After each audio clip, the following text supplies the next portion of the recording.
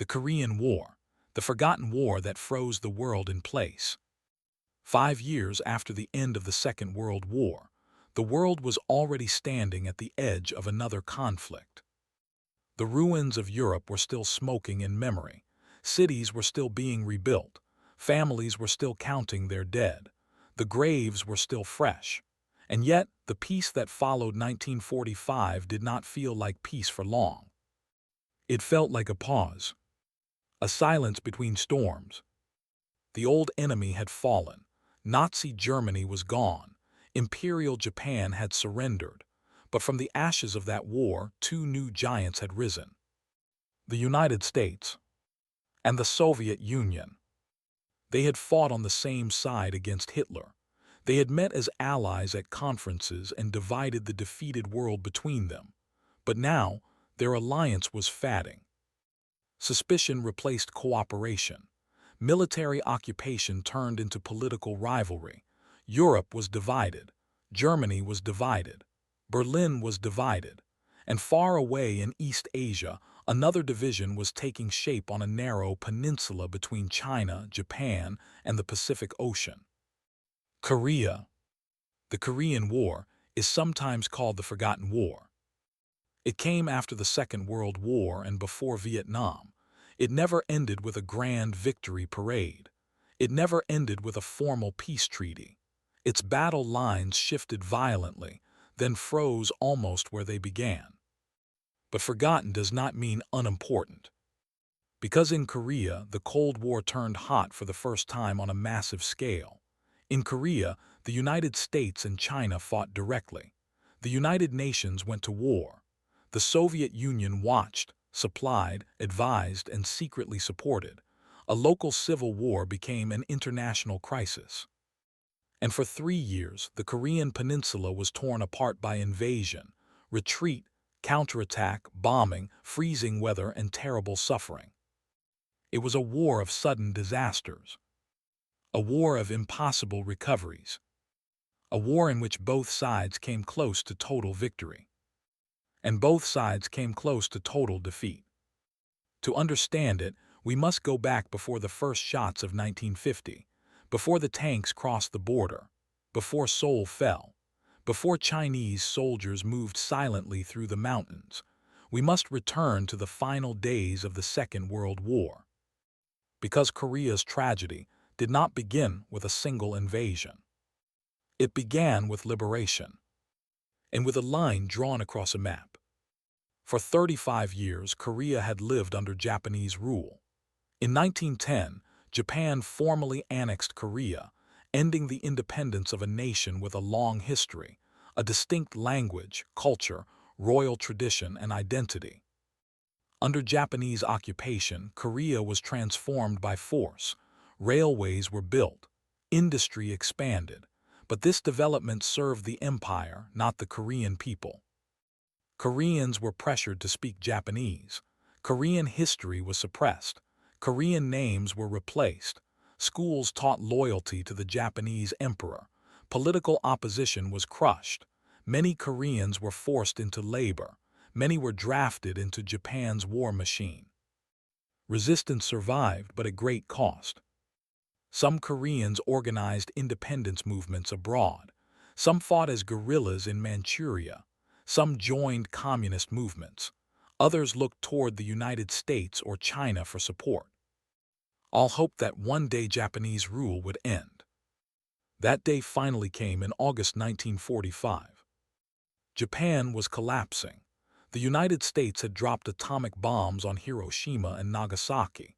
The Soviet Union had declared war on Japan and swept into Manchuria. Japanese armies were being defeated across Asia.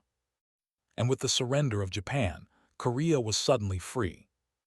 But freedom did not arrive as Koreans had dreamed. There was no united Korean government ready to take control. There was no peaceful national assembly. There was no gradual transfer of power from occupier to liberated people. Instead, two armies arrived. From the north came the Soviet Union. From the south came the United States. In the final days of war, American planners quickly proposed dividing Korea along the 38th parallel. It was meant as a temporary administrative line, a practical boundary. Soviet forces would accept the Japanese surrender north of the line. American forces would accept it south of the line. No one imagined, at least at first, that this line would become one of the most heavily guarded borders in the world. But temporary lines have a dangerous way of hardening. North of the 38th parallel, the Soviet Union began building a communist political order. South of the line, the United States backed an anti-communist administration. At first, many Koreans still hoped for national unity. They had been one people for centuries. The division felt artificial, foreign, unnatural. But the world around Korea was changing too quickly. The Cold War was beginning. And in the Cold War, every political movement was judged through a global lens. A land reform in one place became a communist threat. An anti-communist government became a Western ally. Local rivalries became pieces in a global chessboard. By 1948, the temporary division had become two separate states. In the South, the Republic of Korea was declared under Syngman Rhee. Rhee was an old nationalist, educated in the West, deeply anti-communist, and strongly connected to the United States. He had spent many years in exile campaigning for Korean independence. But he was also authoritarian. He distrusted opponents. He saw communism as an existential threat, and he believed that his government was the only legitimate government of all Korea. In the North, Kim Il-sung became leader of the Democratic People's Republic of Korea.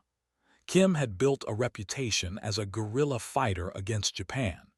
He was supported by the Soviet Union, trained politically and militarily by the communist camp, and presented to the North Korean people as a heroic liberator. Like Rhee, he claimed to represent all Korea. Like Rhee, he rejected the legitimacy of the other government. And like Rhee, he spoke of reunification. The two Korean states were born as enemies. Neither accepted the border. Neither believed the division should last. Each saw the other as a temporary obstacle. Each believed history was on its side. This was the tragedy. Korea was divided by foreign powers, but soon, Koreans themselves were trapped inside the logic of that division. The peninsula had become a battlefield waiting for a spark. Before the full-scale invasion of 1950, Korea was already at war with itself. The 38th parallel was not peaceful. There were raids, skirmishes, ambushes, border clashes, small attacks by police and military units. Each side accused the other of starting them. Each side claimed self-defense. In the South, the Rhee government faced internal uprisings, communist guerrillas, and political resistance. These revolts were often crushed brutally. The southern state saw itself as fighting for survival, but its methods deepened divisions inside society. In the North, Kim Il-sung built a more disciplined and militarized state.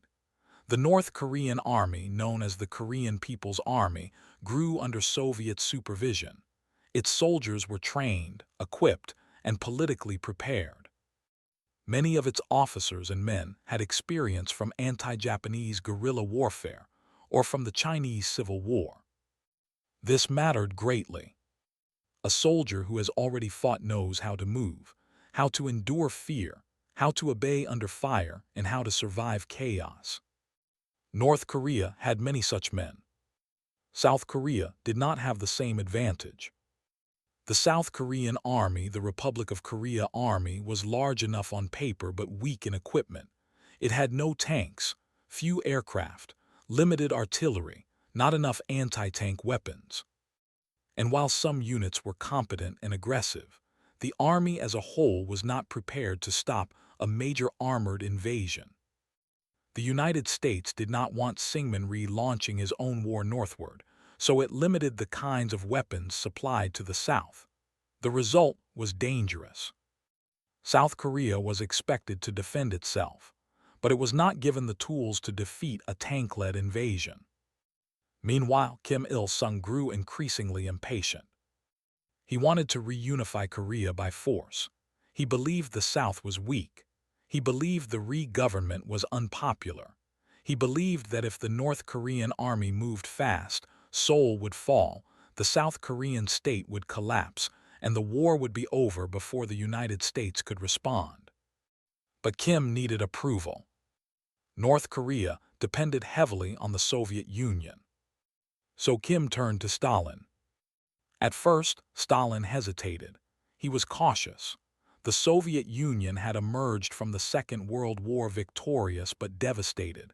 Tens of millions of Soviet citizens were dead. The western part of the country had been ruined. Stalin was focused on Europe, Eastern Europe, Germany, and the nuclear balance with the United States. A war in Korea could be useful, but it could also be dangerous. If the United States intervened, the conflict might expand. So Stalin did not immediately approve Kim's plan. He suggested strengthening insurgency and political pressure instead. But Kim persisted. He made clear that if Moscow would not support him fully, he might seek support elsewhere. That elsewhere was China. In 1949, Mao Zedong had won the Chinese Civil War and declared the People's Republic of China. The communist victory in China transformed Asia. It gave North Korea a powerful ideological neighbor. It also gave Kim access to Korean veterans who had fought with Chinese communist forces. Mao allowed many of these Korean soldiers to return north. They brought experience, discipline, and confidence. By early 1950, Stalin changed his mind. He gave Kim permission, but with a condition. The Soviet Union would not fight directly. If the war came, North Korea would have to win quickly. Stalin likely believed the United States would not intervene. He had reasons to think so. American officials had spoken vaguely about defense priorities in Asia. Korea did not appear as central as Japan or Taiwan. The American public was tired of war. The U.S. military had been reduced after 1945, and Washington seemed uncertain about Korea's strategic value. But Stalin and Kim misread something important. By 1950, American thinking about communism had hardened. The Cold War was no longer only a European problem. In Washington, a major policy shift was underway. Communist expansion, wherever it appeared, was increasingly seen as part of a global struggle. So when North Korea prepared its attack, the leaders in Pyongyang and Moscow believed they were about to launch a short war. Instead, they were lighting a fire that would bring armies from across the world into Korea. At around 4 o'clock in the morning on June 25, 1950, North Korean artillery opened fire. The quiet along the 38th parallel shattered. Shells struck South Korean positions, communications posts, police stations, forward defenses, road junctions. Then the North Korean army moved south. Its spearheads were led by Soviet-built tanks. These tanks had been among the best medium tanks of the Second World War. They were rugged, mobile, well-armed. And against South Korean troops with almost no effective anti-tank weapons, they seemed nearly unstoppable. South Korean soldiers fired rifles, machine guns, and light weapons. Some stood their ground bravely. But bravery could not stop steel. The North Korean plan was direct and powerful. Strike fast. Break through the border defenses. Drive toward Seoul. Destroy or disorganize the South Korean army before it could regroup. Capture the capital. End the war quickly. The geography of Korea shaped the invasion. The peninsula is mountainous. Roads are limited. Major advances tend to follow valleys, roads, and corridors. The North Korean army concentrated its forces along the key route south. This allowed it to bring tanks, artillery, and infantry together in overwhelming strength. For South Korea, the first days were confusion and shock. Reports arrived too quickly. Units lost contact. Defensive positions were bypassed. Some commanders did not know where the enemy was. Others could not move reserves fast enough. Attempts to counterattack were poorly coordinated. The North Korean advance drove toward Seoul. The South Korean capital was not just a political center, it was a symbol. If Seoul fell, morale might collapse. If Seoul fell, the world might believe South Korea was already lost. By June 28, only 3 days after the invasion began, North Korean troops entered Seoul. President Syngman Rhee had already left. The government fled south. The fall of Seoul was a disaster. But an even greater disaster occurred during the retreat. South Korean forces destroyed bridges over the Han River too early. The intention was to slow the North Korean advance. But thousands of South Korean soldiers were still north of the river. They were trapped. Some were captured, some were killed, some scattered and later tried to rejoin friendly lines. The mistake crippled the defense. In the first weeks of the war, the South Korean army lost much of its strength. Men were dead, missing, captured, or separated from their units. By early July, the Republic of Korea army was barely holding together. North Korea seemed close to victory. But far away, in Washington, the meaning of the invasion was being interpreted through Cold War fear. President Harry Truman and his advisors did not see Korea as an isolated civil conflict. They saw it as a test. If aggression succeeded in Korea, what would happen next? Taiwan, Japan, Iran, West Germany, Berlin. To Truman, the lesson of the 1930s was clear. Aggression must be resisted early. If not, it would spread. The United States turned to the United Nations. And here, history produced a strange opening. The Soviet Union was boycotting the UN Security Council because the Communist government of China was not recognized as holding China's seat. Because the Soviet delegate was absent, Moscow could not veto a UN response. The Security Council condemned the invasion. Then it called for military assistance to South Korea. A United Nations command would be formed. The United States would lead it. General Douglas MacArthur, commander of U.S. forces in the Far East, based in Japan, was placed in command. MacArthur was already a legendary figure. He had fought in the First World War. He had commanded in the Pacific during the Second World War. He had returned to the Philippines after promising he would. After Japan's surrender, he became the supreme figure in the occupation of Japan. Confident, dramatic, brilliant in some ways, dangerously proud in others. Now Korea became his war. But the forces available to him were not ready. The first American ground troops rushed to Korea came from occupation duty in Japan. They were not prepared for what awaited them. After the Second World War, the United States had rapidly reduced its army. Divisions were under strength. Equipment was outdated or poorly maintained. Training had declined. Many soldiers were young and inexperienced. Some had never seen combat. In Japan, they had performed occupation duties, not prepared for tank warfare in the hills and roads of Korea. The first American force sent forward became known as Task Force Smith. It was small, lightly armed, a symbolic blocking force. Its mission was to slow the North Korean advance near Asan. The hope was that the presence of American troops would stiffen resistance and buy time. But war does not respect symbolism. On July 5, 1950, Task Force Smith met North Korean forces. The Americans fired at the approaching T-34 tanks. Their weapons were ineffective. The tanks kept coming.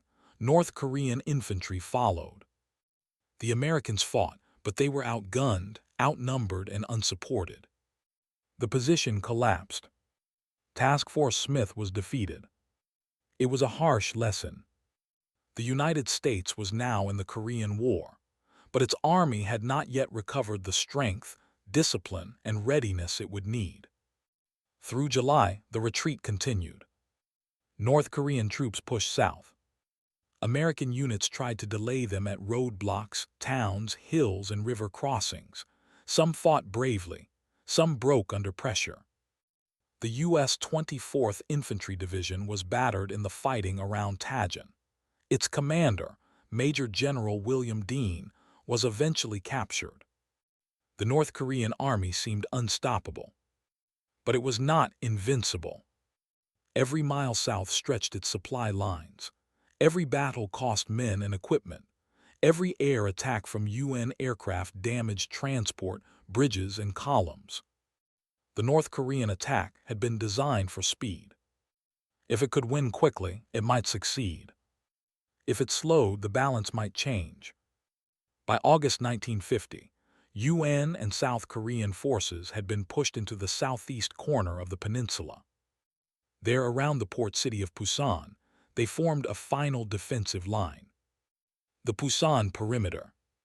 It was the last shield of South Korea. If Pusan fell, there might be no South Korea left to defend. The Pusan Perimeter was a desperate place. It stretched around the southeastern corner of Korea, anchored by mountains, rivers, and the vital port of Pusan. The defenders included South Korean troops, American units, and gradually arriving UN forces. The perimeter was not large, but that was part of its strength. The defenders' supply lines were short. Pusan remained open. Ships could bring in men, tanks, ammunition, food, fuel, and medical supplies. UN air power could strike North Korean positions and supply routes. American artillery and armor began to grow stronger. New anti-tank weapons arrived. Heavier tanks appeared. The North Koreans attacked again and again. They tried to break the perimeter along the Naktung River. They pushed at weak points. They launched assaults through valleys and over hills. The fighting was intense. Hot summer weather exhausted the men. Disease spread. The terrain was punishing. Hills became fortresses. Rivers became killing grounds. Villages were reduced to ruins. For South Korean civilians, the war brought terror from every direction.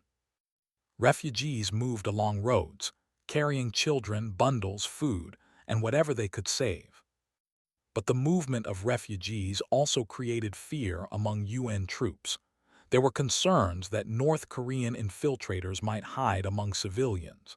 This fear sometimes led to tragic civilian deaths. The Korean War was not clean. It was not simple. It was a war of armies, but also of panic, suspicion, revenge, ideology, and survival. Behind North Korean lines, political violence followed occupation. Officials, police, landowners, intellectuals, and suspected anti-communists were arrested or killed. In areas retaken by South Korean and UN forces, suspected collaborators and leftists were sometimes executed in revenge. Civil war has a special cruelty. Because the enemy is not distant, the enemy may speak the same language, live in the same village, share the same history. At Pusan, however, the military situation began to change. North Korean troops were exhausted. They had advanced too far too fast. Their supply lines were vulnerable. Their tanks were being destroyed. Their infantry had suffered heavy losses. The UN forces, meanwhile, were getting stronger each week. More troops arrived. More tanks. More aircraft. More artillery. By early September, the North Korean army was still attacking, but its strength was fading. The Pusan Perimeter held. And while the North Koreans threw themselves against it, MacArthur prepared something unexpected. A strike far behind their lines. A landing at Inchon. Inchon was a port on Korea's west coast. It served Seoul. If captured, it could place UN forces behind the North Korean army. It could cut supply lines. It could force the North Koreans attacking Pusan to retreat or be destroyed. The idea was bold, but the location was dangerous. Inchon had some of the worst conditions imaginable for an amphibious landing. Extreme tides, mud flats, narrow approach channels, sea walls, limited landing windows, a complicated harbor. If the timing failed, landing craft could be stranded. If the defenders were ready, the attackers could be trapped against high walls with nowhere to go. Many senior officers opposed the plan. They thought it too risky. MacArthur insisted. He believed that the very difficulty of Inchon made it unlikely, and because it was unlikely, the enemy would not be ready. On September 15, 1950, the landing began. First, UN forces captured Walmidu Island, guarding the approach to the harbor. Then, with the tide rising, Marines and soldiers moved toward Inchon itself. The resistance was lighter than feared. North Korea had committed most of its strength to the Pusan front. It did not have enough reserves to stop the landing. By the end of the day, Inchon was in UN hands. It was one of MacArthur's greatest victories. The effect was immediate. UN forces pushed toward Seoul. At the same time, the 8th Army broke out of the Pusan Perimeter. The North Korean army was suddenly threatened from front and rear. Its supply lines collapsed. Its units began to retreat in disorder. The army that had nearly conquered South Korea was now in danger of destruction. North Korean soldiers abandoned heavy equipment. Many tried to escape through mountains. Many were captured. Many died. Only a fraction of the invasion force made it back north. The war had turned completely. In late September, UN forces retook Seoul. But the battle for the city was harsh. Urban fighting is slow and destructive. Buildings become bunkers. Streets become fire lanes. Civilians are trapped between armies. Artillery and tanks damage the very city they are trying to liberate. For Seoul, this was the second conquest in 3 months. And it would not be the last. By the end of September 1950, South Korea had survived. The North Korean army had been shattered. The 38th parallel lay ahead. Now came the question that would change the war again. Should the UN stop? Or cross into North Korea? The original UN mission had been to defend South Korea and repel the invasion. By late September, that goal had largely been achieved. But victory created temptation. If North Korea's army was broken, why stop at the border? Why not remove Kim Il-sung's regime entirely? Why not reunify Korea under the government in Seoul? For Syngman Rhee, the answer was obvious. He had always claimed all Korea. He wanted reunification. For MacArthur, the opportunity seemed historic. Communism had attacked. Now it could be rolled back. But other voices warned of danger. North Korea bordered China. China had just become communist. If American-led forces approached the Yalu River, would Mao intervene? Britain and other allies worried that the war might expand. Washington gave permission to cross the 38th parallel, but with caution. Non-Korean troops were not supposed to approach too closely to the Chinese border. The goal was reunification, but without provoking China. In practice, the advance moved faster than caution. UN forces crossed into North Korea in October. Pyongyang fell on October 19. North Korean resistance seemed fragmented. The road north appeared open. Some UN patrols moved close enough to the Yalu River to see Chinese territory across the water. MacArthur believed the war was nearly over. Soldiers were told they might be home by Christmas. But across the border, Mao had made his decision. China would enter the war. To Mao, the American advance toward the Yalu was intolerable. China had suffered a century of foreign intervention, invasion, humiliation, and civil war. The new communist government was determined not to appear weak. The United States had already sent the Seventh Fleet to protect Taiwan, preventing Mao from completing the Chinese Civil War by conquering the island. Now American forces were nearing Manchuria, China's industrial heartland. Mao saw Korea as a buffer. If North Korea disappeared, China would face a U.S. allied state on its border. China sent warnings. Through Indian diplomats, Beijing indicated it would not tolerate foreign forces near the Yalu, but the warnings were dismissed or underestimated. American intelligence believed large-scale Chinese intervention was unlikely. This was one of the great miscalculations of the war. Chinese forces were already moving. They crossed the Yalu secretly. They moved mostly at night. They hid in forests and mountains by day. They used few vehicles, making them harder to detect from the air.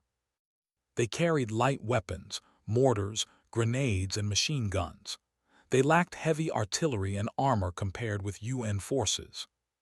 But they had numbers, discipline, experience, and the ability to move silently through difficult terrain. The Chinese called themselves the People's Volunteer Army. This name allowed Beijing to claim that China was not officially at war with the United States. But in reality, China had entered the Korean War. And the war was about to change again. In late October 1950, UN and South Korean units began encountering a new enemy.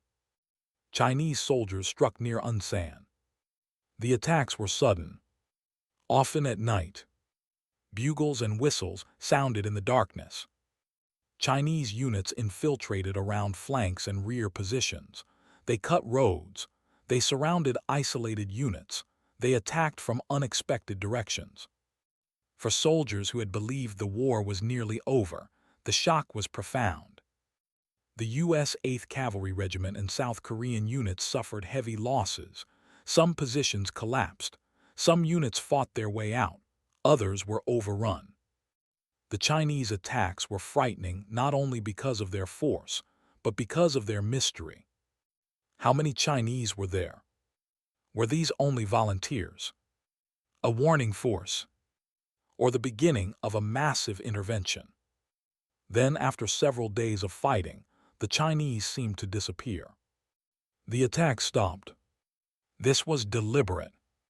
Chinese commanders had tested UN reactions. They had struck hard, then withdrawn into the mountains. MacArthur interpreted the situation incorrectly. He believed Chinese involvement was limited. He planned a final offensive to end the war. The Home by Christmas offensive began in late November. UN forces advanced north again. But Chinese armies were waiting. On November 25, 1950, the storm broke. Chinese forces attacked across a wide front. In the west, they struck the 8th Army. In the east, they attacked X-Corps around the Chosin Reservoir. The UN command had advanced in separate columns, divided by mountains. The Chinese exploited the gaps. They cut roads, surrounded units, attacked at night, used terrain and surprise to offset UN firepower. The result was disaster. The 8th Army began retreating south. Some units were badly mauled. The U.S. 2nd Infantry Division suffered heavily while fighting through roadblocks. Turkish troops fought fiercely in attempts to delay Chinese advances and cover withdrawals. The retreat was bitter, confused, and exhausting. In the east, around the Chosin Reservoir, the situation became legendary. The Chosin Reservoir lay in the mountains of North Korea. In winter, it was a place of merciless cold. By late November 1950, U.S. Marines and Army units were spread along roads near the reservoir. Chinese forces surrounded them. The temperatures fell far below zero. Weapons froze. Truck engines failed.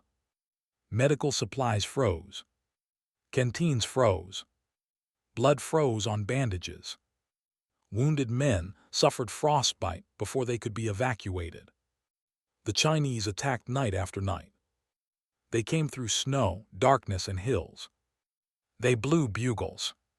They fired mortars. They surrounded outposts. They cut roads. They tried to destroy the UN forces piece by piece. The Marines and soldiers fought back with artillery, machine guns, rifles, and air support. UN aircraft attacked Chinese positions with bombs, rockets, and napalm. Air power was one of the few things the Chinese could not match. But even with air support, the UN forces had to fight their way out on the ground. A famous phrase came from Marine Commander General Oliver P. Smith.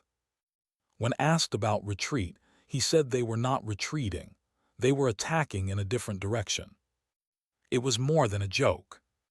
It captured the spirit of the breakout. The UN column moved south through a frozen corridor of ambushes and roadblocks. Engineers repaired roads and bridges under fire. At one point, bridge sections had to be dropped by parachute to replace a destroyed crossing.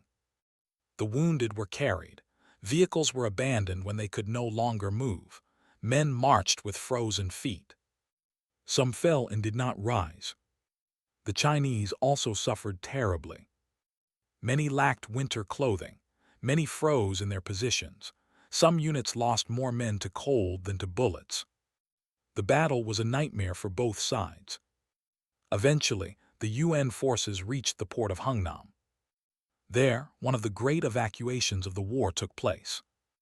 More than 100,000 UN troops were evacuated by sea.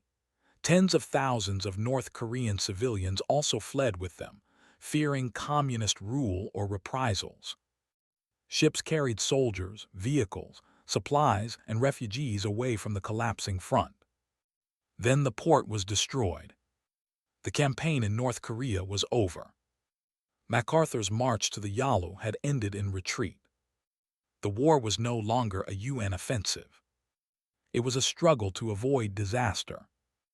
By the end of 1950, the UN position in Korea looked grim. Seoul was threatened again. The Eighth Army was exhausted and shaken. Morale had fallen. Some leaders wondered whether UN forces should abandon Korea entirely. MacArthur wanted expansion. He suggested striking China more directly. He wanted to blockade China, bomb bases, perhaps use nationalist Chinese forces from Taiwan. There were even discussions involving nuclear weapons. President Truman refused to turn Korea into World War III. He believed the war had to be limited. That was the central tension of the Korean War. How do you fight a war against communist expansion without triggering a nuclear conflict between great powers? In December 1950, General Walton Walker, commander of the Eighth Army, died in a vehicle accident. He was replaced by General Matthew Ridgway. Ridgway changed the atmosphere almost immediately. He was tough, energetic, practical, and experienced. He had commanded airborne troops in World War II. He understood morale. He understood discipline. He understood that the Eighth Army needed not only supplies but confidence.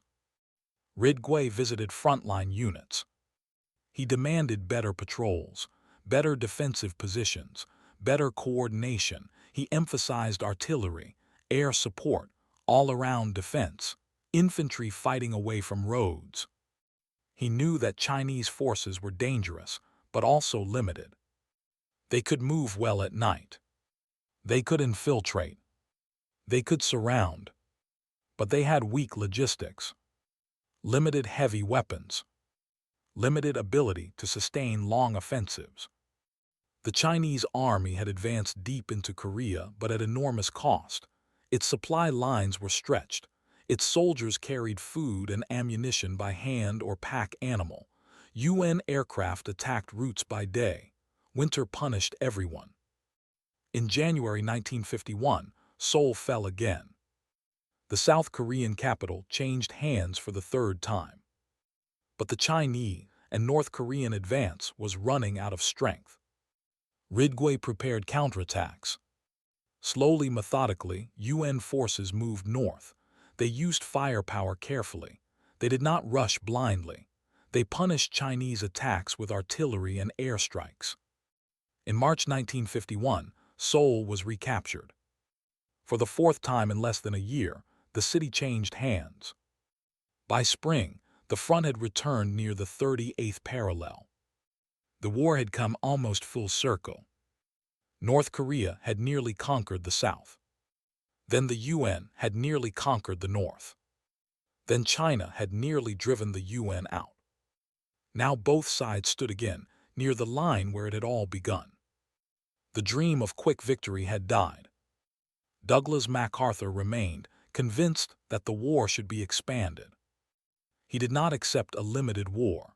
To him, victory required striking the enemy's base of power. China had entered the war, therefore he believed China should be attacked. But Truman and his advisors feared escalation. The Soviet Union had nuclear weapons. China had Soviet support. A direct U.S. war with China might bring the Soviet Union in. A regional war could become a global war. MacArthur began making public statements that challenged administration policy. He communicated views that favored a wider conflict. This created a constitutional crisis. In the United States, civilian leaders control the military. Generals command armies. Presidents decide policy.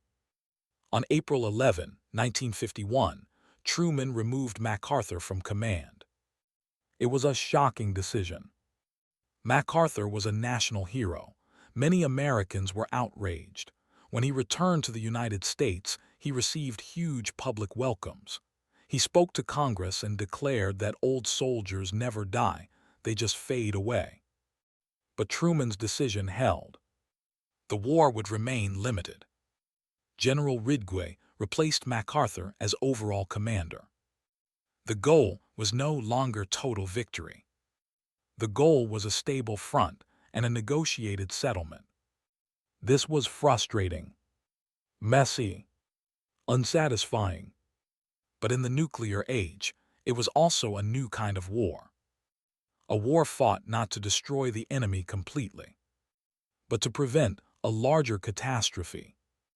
By mid-1951, the Korean War entered a new phase. The front stabilized near the 38th parallel.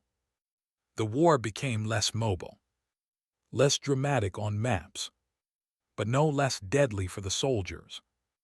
It became a war of hills, outposts, trenches, bunkers, artillery duels, night patrols, raids, ambushes, small pieces of ground gained and lost at enormous cost. Names like Heartbreak Ridge, Bloody Ridge, Pork Chop Hill, Old Baldy, and the Hook became symbols of the stalemate. These were not great cities, not capitals, not places most people had heard of before. They were ridgelines, slopes, and outposts. But men died for them. Sometimes the purpose was tactical. A hill gave observation over enemy positions. A ridge protected a road. An outpost strengthened a defensive line. Sometimes the purpose was political. A battle could influence negotiations. A gain on the map might strengthen a bargaining position. The soldiers knew little of grand strategy.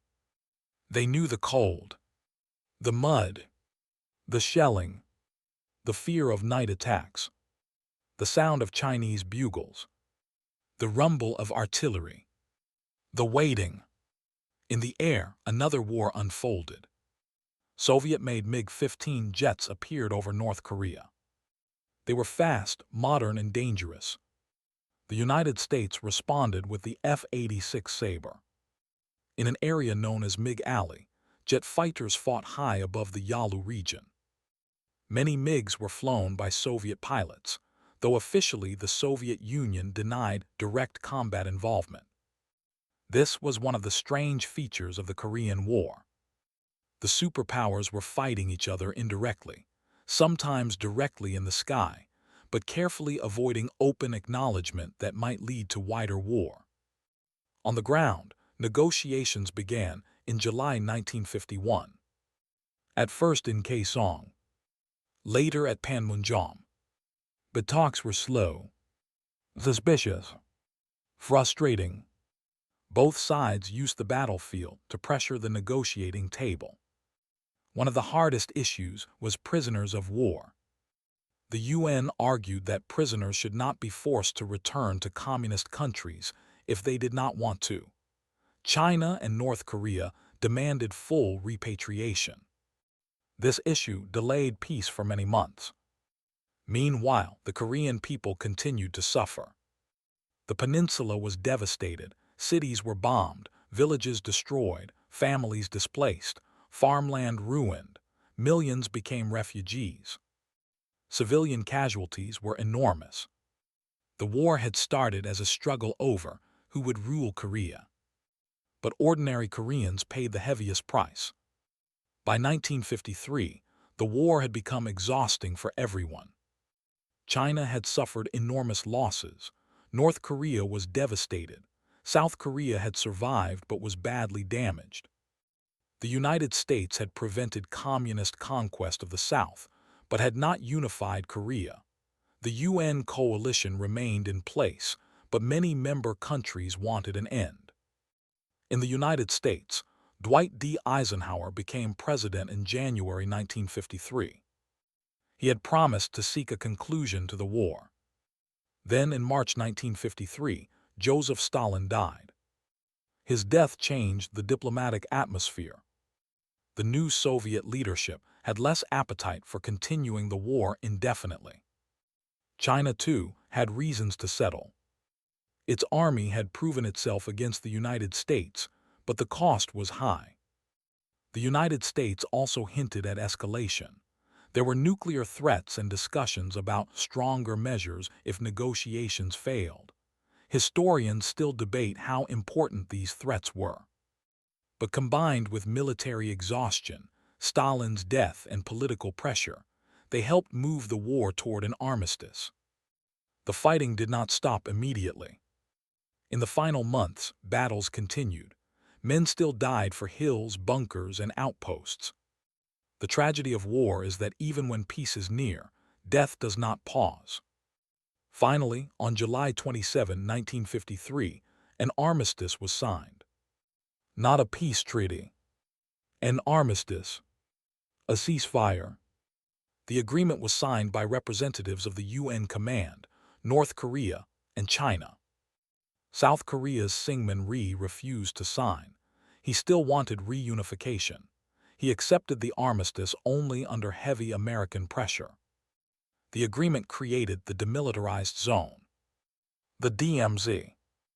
A strip of land about 4 kilometers wide, running across the peninsula near the final battle line. Both sides withdrew from it.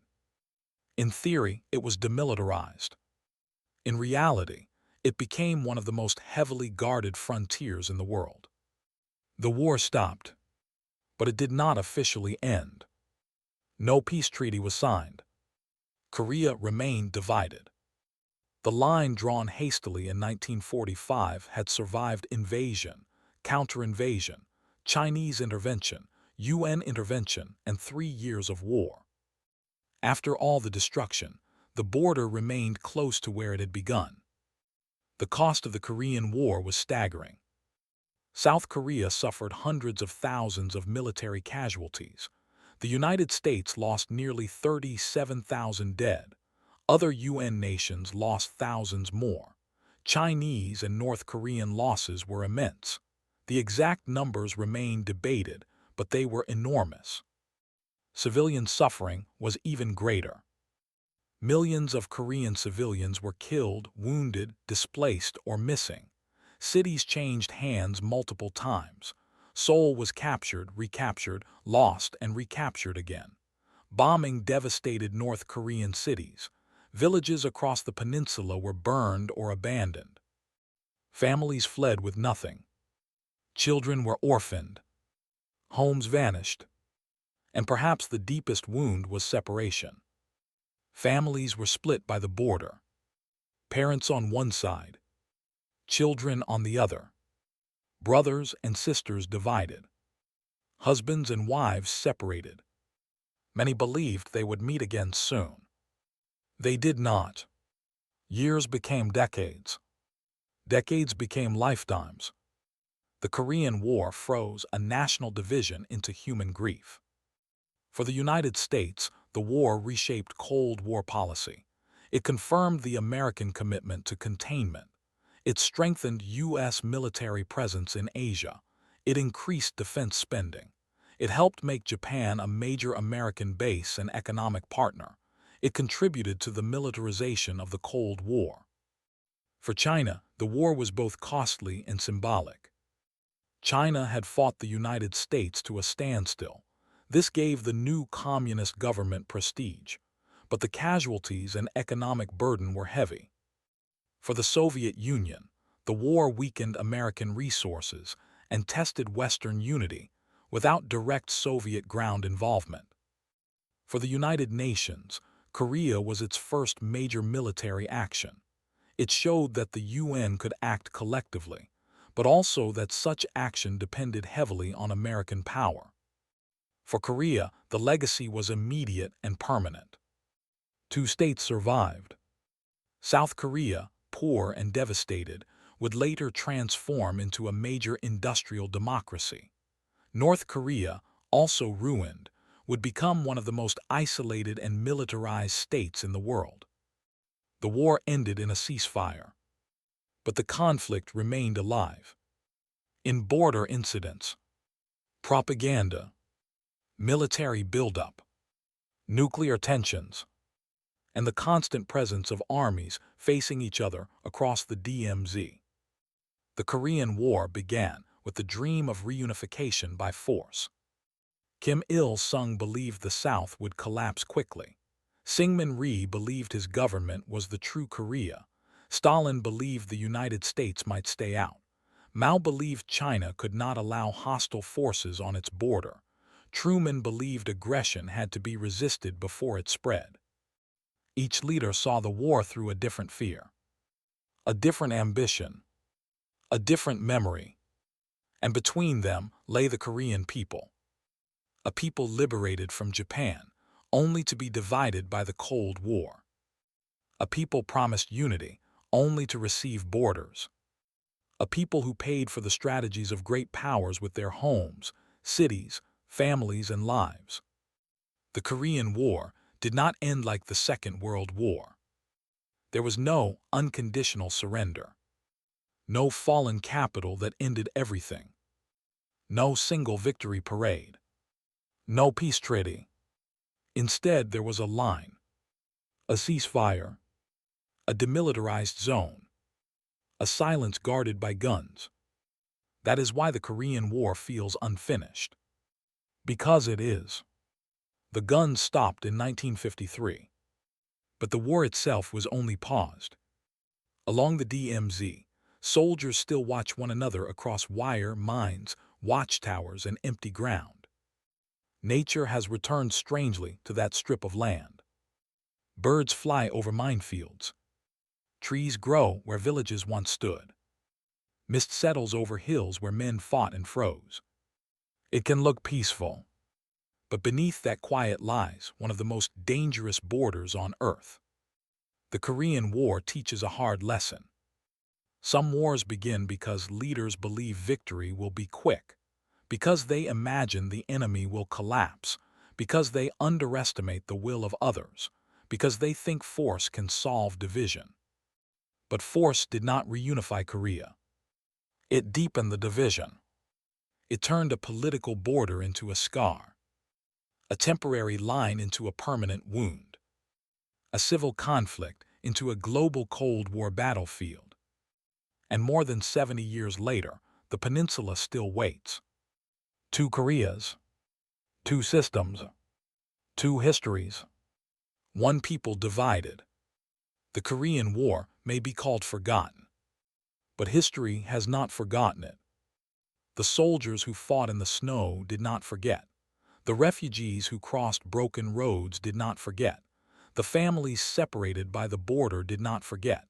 the cities rebuilt from ashes did not forget. And the world we live in still carries its consequences. The Korean War was not just a war from the past. It was the beginning of a pattern.